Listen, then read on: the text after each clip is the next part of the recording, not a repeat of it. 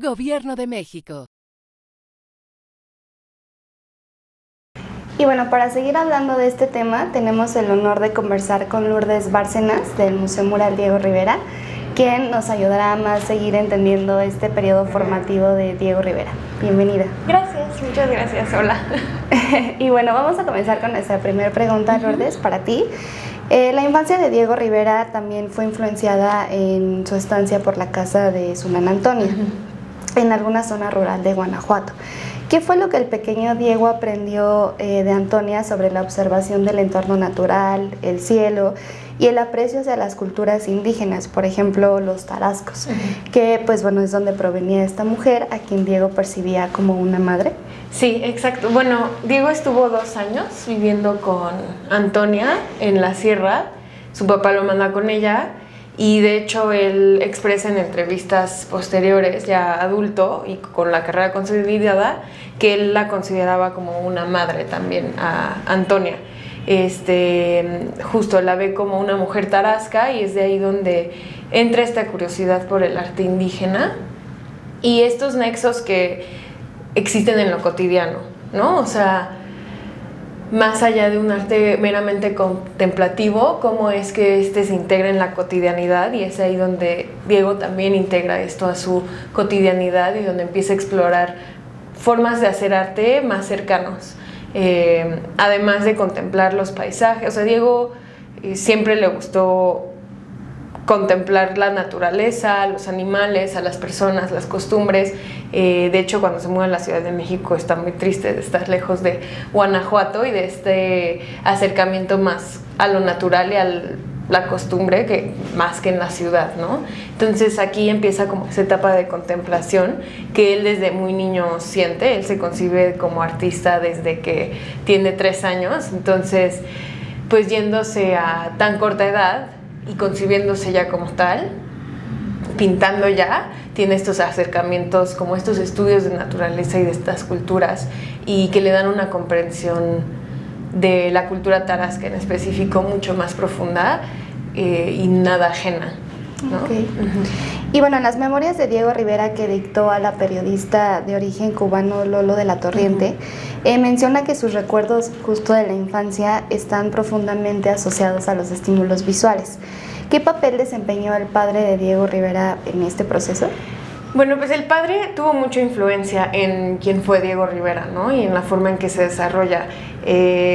Desde sus ideologías políticas, su padre era un liberal que de hecho tenía un periódico, El Demócrata, si no estoy mal, en Guanajuato, y tenía ya estas pláticas políticas con sus compañeros, y de hecho Rivera empieza a escuchar sus pláticas, integrarse a ellas desde muy corta edad, que él se concibe como ateo desde los 4 años y cuestionaba todo, ¿no? Sus tías lo obligaban a ir a misa y él empieza a cuestionar, y cuando su padre sabe esto lo empieza a integrar a su círculo social, en el que Diego desde niño entonces sigue cuestionándose, ¿no? Entonces desde la ideología de Diego su papá tuvo mucha influencia y además lo acercaba a una forma científica y racional de acercamiento a las cosas, ¿no? Entonces que convierte a Diego en un artista que hace estudios en donde, por ejemplo, para los murales de Detroit y el destruido del Rockefeller Center, hizo un estudio en fábricas de cómo funcionaban las máquinas para poder plasmarlas a su totalidad, ¿no? Gracias a esta formación tan racionalizada que le dio su padre. Y bueno, además, pues Diego desde niño pintaba las paredes, él a un alcance ya mucho más profundo, y su padre impulsó esta curiosidad.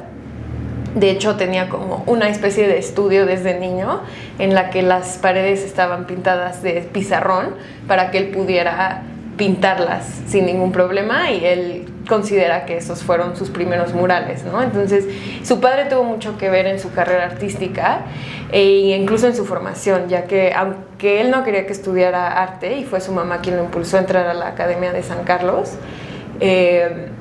eventualmente su padre, al ver el talento de Diego y después de que es expulsado de San Carlos, lo ayuda a conseguir una beca a través del gobernador de Veracruz para irse a Europa a estudiar. Entonces su padre realmente apoyó esa carrera artística, apoyó esta curiosidad y esta fantasía que permite también que Diego siga teniendo esta curiosidad y estas ideas de crear historias en su arte, además de reforzarle una ideología política que cuestionaba, más allá de solo observar, cuestiona, y que lo sigue haciendo a través de sus murales y sus óleos y pues bueno, en su carrera artística. Sí.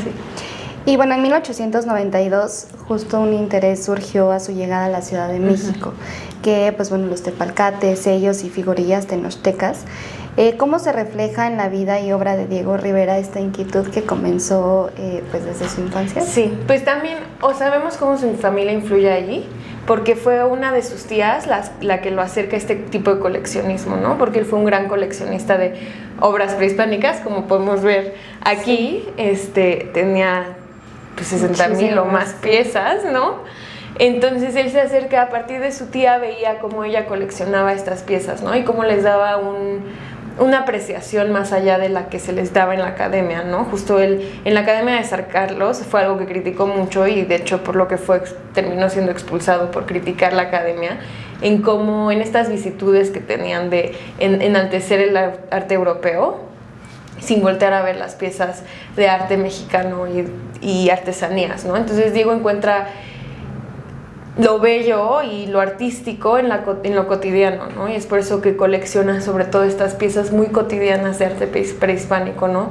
Vasijas, cosas de todos los días, porque él se da cuenta de cómo son culturas que apreciaban esa belleza y las integraban a su cotidiano, y además integra una mexicanidad, ¿no? O sea, salir de estas corrientes europeas para encontrar su propio estilo a partir de las culturas indígenas y los sincretismos que se hallaban incluso dentro del mismo, ¿no? Entonces es ahí que empieza esta colección tan grande.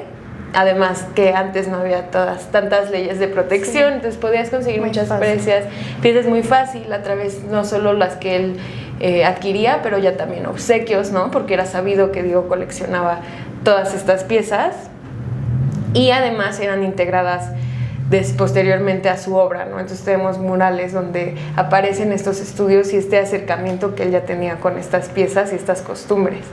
Ok. Y bueno, un tema en la adolescencia de Diego Rivera que pues sin duda fue determinante fue su cercanía con las causas sociales que motivaron la Revolución Mexicana. ¿Qué factores crees y personas intervinieron en ello? Pues mira, como te decía, su padre, creo que para empezar ahí, él tuvo este acercamiento con un pensamiento liberal y con discusiones y el cuestionar, ¿no? O sea, el siempre cuestionar o sea, romper los dogmas que existían.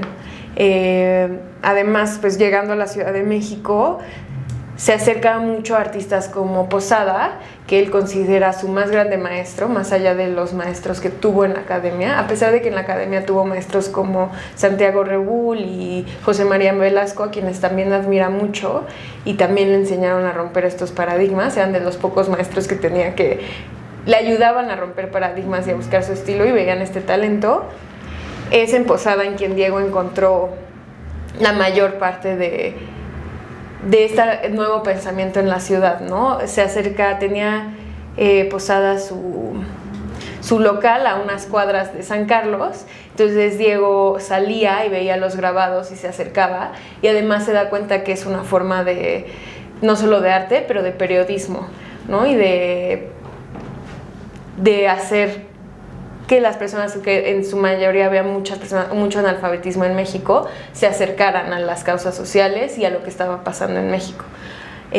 Bueno, además, en San Carlos él también participa en muchas revueltas estudiantiles porque están inconformes con la manera en que se está llevando la academia hacia un eurocentrismo y dejando a un lado el arte mexicano, y de una manera muy rigurosa y adoctrinada, además de que hicieron protestas también en contra de el clero mexicano, ¿no? Entonces también en la universidad empieza como con estas causas sociales y a participar en esos motines que lo llevan a ser expulsado de San Carlos.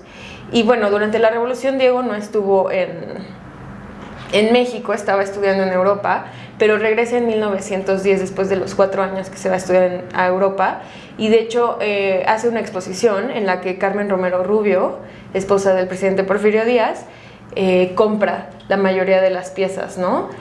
A lo que él después dice sentirse avergonzado y lo vio más como un fin para llegar a los medios, que era comprar un pasaje para regresar a Europa y seguir haciendo estudios por allá. Pero es incluso aquí donde se da cuenta que no quiere ser parte de ese círculo y no quiere pintar solo por un tema de contemplación y eurocentrismo, sino estudiar la línea, estudiar la figura, romper los paradigmas. Y bueno, está en México, es en 1910 cuando hace esta exposición, donde además Madero saca esta denuncia de corrupción en las elecciones, ¿no? Y entonces Diego ve cómo estalla la revolución, se alinea con las causas de Madero y admira mucho a Zapata. Eventualmente en 1911 sí se va de México porque ve cómo la revolución también está siguiendo ciertos paradigmas y regresando a cierto, entonces por eso también se mantiene crítico posterior a la revolución, ¿no? Además de que pues ya en Europa joven sigue acercándose a nuevas ideas revolucionarias, su primera esposa Angelina Belov lo acerca como pensamientos marxistas y a un círculo ruso, entonces bueno, como siempre se acerca a cuestionarse y a imaginarse nuevas posibilidades y a no quedarse conforme con lo que está sucediendo, y también muy inteligente al saber dónde estar y hasta dónde, ¿no? Sí, tenía como mucha influencia y sí, variaciones, ¿no? Sí, exacto. Y bueno, justo de qué manera influyó en Rivera la llegada a la capital, en donde conocería nuevos panoramas. También pues la posibilidad de estudiar en la Academia de San Carlos. Pues justo la academia le da esta formación artística muy formal. Te digo, tiene artistas maestros como Rebull y como José María Velasco. Rebull en específico lo invita a su estudio y le dice como tienes que acercarte al movimiento y encontrar movimiento fuera, ¿no?, de lo común. Y Diego justo es algo que siempre busca, ¿no? Algo también que pasa cuando va a visitar a Posada es que él dice que sus grabados se mueven, que se mueven más que las personas que están en la calle. Lo compara incluso con Miguel Ángel a Posada, ¿no? Porque le gusta este dinamismo que puede haber en las obras y lo vemos reflejado en Diego, ¿no? Cómo sus obras son dinámicas y están en constante movimiento, no solo un movimiento estético y formal de la pintura, sino lineal a través del tiempo, o sea, se pueden ir moviendo y pueden ir traspasando una línea del tiempo y se mantienen asincrónicos, y eso llegó gracias a artistas como Posada y Rebull que cambiaron su forma de ver el arte y de pintar. Y bueno, se acercan nuevas formas de estudios, ¿no? De estos estudios que él hacía, que empiezan más por naturaleza. De hecho, de José María Velasco él aprende y va a campo y a estudios de campo. Una vez que lo corren de San Carlos, viaja por el campo mexicano a hacer estudios de las pinturas, las casas, las personas. Entonces, a pesar de que se sale de San Carlos y no termina por completo la carrera ahí, le ayuda a esta formación, ¿no? Y acercarse a un círculo de artistas, e irónicamente regresa como director muchos años después, ¿no? Además de que él entró mucho más joven de lo que debía, su madre le ayudó a mentir en la edad que tenía para poder entrar. Entonces, bueno, le ayuda a acercarse tan joven a esta formalidad del arte, pero también a cuestionarlo, ¿no? Y a salirse, o sea, creo que encuentra su propio estilo también gracias a estar dentro del paradigma y romperlo y cuestionarse y decir yo no quiero seguir las tradiciones neoclásicas europeas, y es aquí donde también empieza a criticar este arte porfirista neoclásico que repetía, ¿no? Y copiaba a París sin cuestionarse nada. Y bueno, en el mural Sueño de una tarde dominical en la Alameda Central que resguarda el Museo Mural Diego Rivera, ¿qué rasgos de la infancia de Diego se pueden identificar? Pues mira, para empezar está el autorretrato de Diego niño, y justo él fue un niño que decía imaginar mucho, y de hecho en el Sueño de una tarde dominical en la Alameda Central Diego Rivera dice que todo lo que vemos son parte de sus sueños y su imaginación de cuando tenía la edad con la que es retratado, ¿no? Que todas las escenas son las historias que él escuchaba y digería y la forma en que las imaginaba o las soñaba.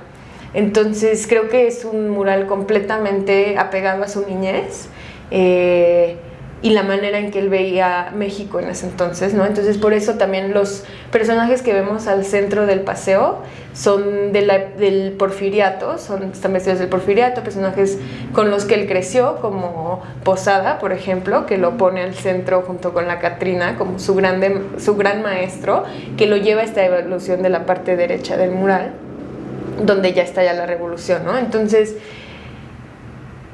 el presente, por decir así, del mural es su niñez y todo lo que él imagina y lo que él desea para un futuro y con lo que él sueña. Entonces se desarrolla a partir de ahí. Creo que incluso pone a su familia, a sus hijas, en un gesto como de... son parte de esta niñez también, ¿no? Y de este contar historias y de este imaginar todo lo que se materializó después gracias a ese niño que impulsó un sueño de duda y de existir a través de la duda. Bueno, Lourdes, pues muchas gracias por acompañarnos y también pues gracias por ayudarnos a entender este periodo formativo de Diego Rivera. Muchas gracias. Gracias. Gobierno de México.